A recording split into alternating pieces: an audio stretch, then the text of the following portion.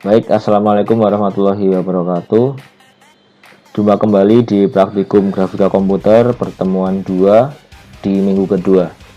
Oke, mungkin teman-teman kemarin sudah sama-sama belajar dari pertemuan pertama di minggu pertama, yaitu cara men-setting OpenGL ya. Jadi teman-teman kemarin sudah di awal praktikum grafika komputer sudah mendownload Microsoft Visual Studio C++ dan juga mungkin ada yang menggunakan Dev C++ ya teman-teman. Terus juga teman-teman udah mendownload library OpenGL-nya. Di situ teman-teman kemarin belajar cara setting awal untuk OpenGL, library OpenGL di Microsoft Visual Studio C++ seperti itu. Nah, mungkin sedikit saya ulas di sini. Kemarin teman-teman udah sama-sama tahu cara memasukkan source filenya gimana, juga cara setting projectnya gimana di pertemuan satu kemarin seperti itu. Dan juga kemarin cara debuggingnya gimana, teman-teman juga udah diberi ilmunya seperti itu. Nah, jadi untuk program yang teman-teman pakai kemarin di situ adalah program dasar yang mana nanti akan teman-teman gunakan di pertemuan selanjutnya, termasuk di pertemuan kedua ini. Begitu teman-teman. Selanjutnya di sini materi kedua ini adalah materi algoritma garis. Dan mungkin teman-teman juga udah dapat materi ini di kelas ya. Jadi sedikit saya ulas di sini terkait teorinya, dan selanjutnya kita sama-sama masuki ke prakteknya seperti itu teman-teman. Baik, di sini ada algoritma garis praktikum kedua. Algoritma garis adalah algoritma untuk menentukan lokasi pixel yang paling dekat dengan garis yang sebenarnya, atau disebut dengan actual line gitu ya. Nah, algoritma untuk membuat garis ada banyak, biasanya disebut algoritma DDA dan Bresenham yang bisa kita kenal. Nah, sesuai modul di sini, algoritma DDA kepanjangannya itu adalah Digital Differential Analyzer. Nah, algoritma DDA itu merupakan algoritma scan konversi garis dengan melakukan sampling pada garis di rentang delta X atau delta Y. Algoritma ini menghitung posisi pixel di sepanjang garis dengan menggunakan posisi pixel sebelumnya. Untuk langkah-langkahnya teman-teman pasti udah bisa memahami di sini dan juga ada diajarkan di kelas untuk langkah-langkahnya secara teori ya. Nanti yang kita akan implementasikan di praktikumnya di Visual Studio-nya seperti apa gitu.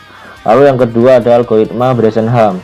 Algoritma Bresenham merupakan algoritma yang dikembangkan oleh Bresenham pada tahun 1965. Nah, algoritma Bresenham ini itu perbaikan dari algoritma DDA sebenarnya. Jadi algoritma yang Bresenham ini lebih baik sebenarnya dari DDA gitu, karena menggunakan incremental algoritma gitu teman-teman. Nah, untuk langkah-langkahnya seperti ini, lebih kompleks dari sebelumnya seperti itu.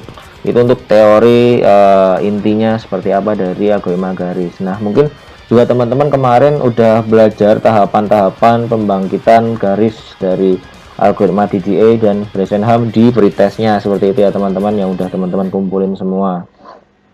Oke, mungkin habis ini kita langsung memasuki masuk ke Visual Studio-nya saja. Oke, kita langsung masuk aja ke aplikasinya.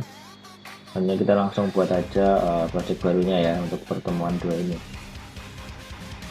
Empty project. Selanjutnya kita mungkin beri nama pertemuan 2.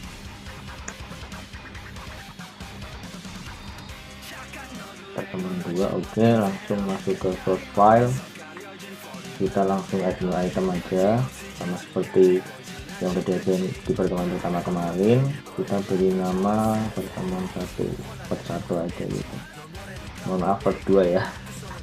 Per 2, oke. Kita langsung atur konfigurasi projectnya di bagian properties ini. Oh ya, sebelum kita atur di sini kita tidak lupa untuk copy dulu folder OpenGL-nya ke dalam folder project kita seperti itu. Ini OpenGL. Oke, pertemuan 2 taruh sini. Oke, setelah itu dicairkan di additional include directories, folder yang sudah kita pindah tadi.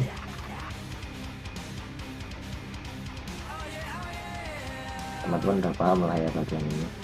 Oke, langsung bagian linkernya sama ya, bagian additional library directories.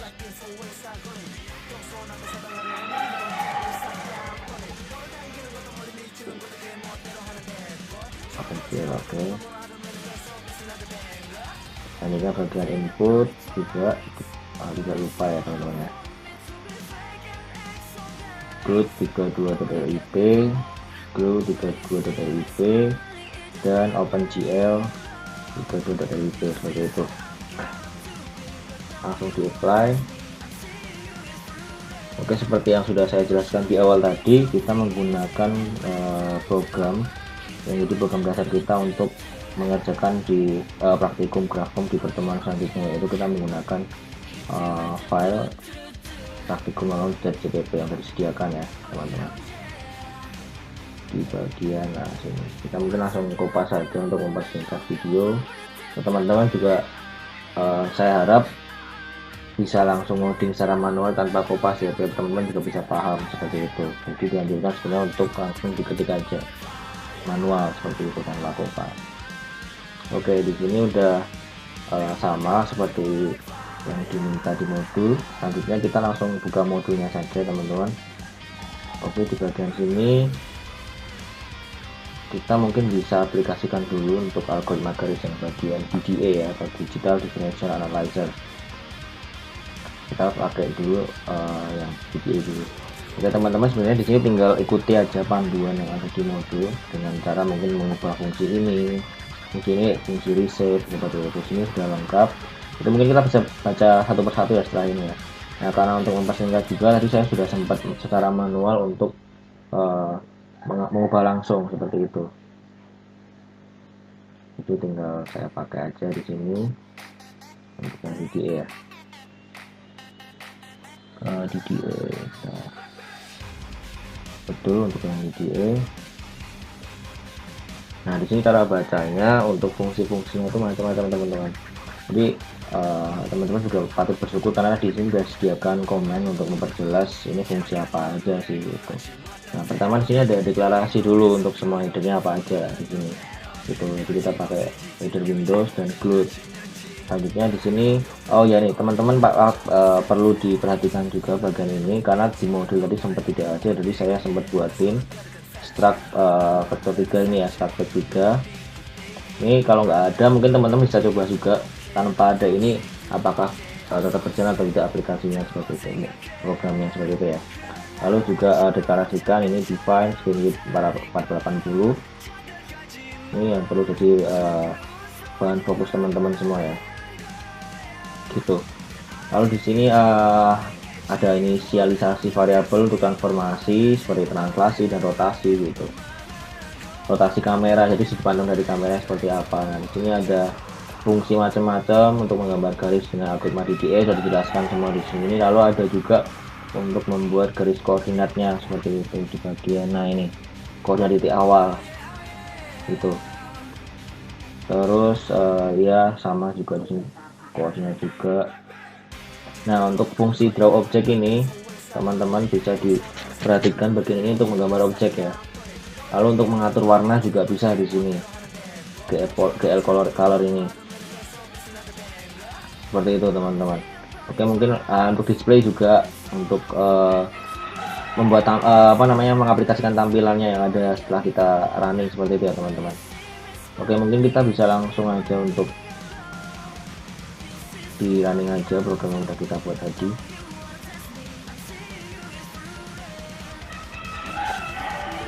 Oh, error karena apa teman-teman? Karena file dalam OpenGL kita belum dimasukkan ke dalam folder yang sudah kita buat di project ini gitu. Oke, kita langsung running lagi, coba lagi. Oke, seperti ini hasilnya. Nah, ini ada fungsi keyboard juga teman-teman untuk mengatur masukan dari keyboard, jadi kita bisa gerakan ke kanan kiri seperti ini. Nah, ke kanan seperti ini. Kalau objeknya 3D itu mungkin lebih kelihatan bagus gitu ya. Oke, Oke, selanjutnya kita langsung aja coba untuk yang present ham ya, karena tadi juga saya sudah sempat ubah, jadi tinggal kita masukkan aja ya untuk yang present ham seperti itu.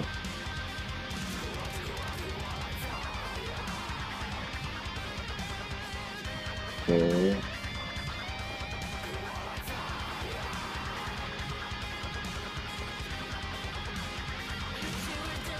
baik, untuk yang present ham seperti ini ya teman-teman, jadi udah persis sama seperti yang ada di modul untuk hasil outputnya, seperti itu teman-teman.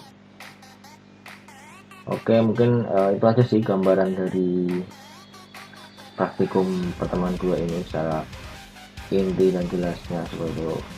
Mungkin untuk post testnya teman-teman bisa perhatikan di sini, buatlah bentuk diamond berwarna kuning dengan algoritma garis DBA, dan juga buatlah bentuk segitiga berwarna biru dengan algoritma garis present ham. Nah, untuk warna tadi saya sudah jelaskan di bagian apa, dan untuk garis koordinat juga sudah dijelaskan bagian apa. Ini spoilernya di bagian tadi itu mana tadi itu.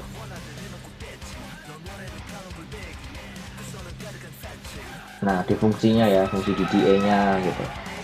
Nah, silahkan teman-teman dikerjakan untuk post testnya, jangan lupa tenggat waktunya. Mungkin itu saja yang dapat saya jelaskan pada pertemuan kali ini. Kurang lebihnya saya mohon maaf. Bila bisa dilihat, wassalamualaikum warahmatullahi wabarakatuh.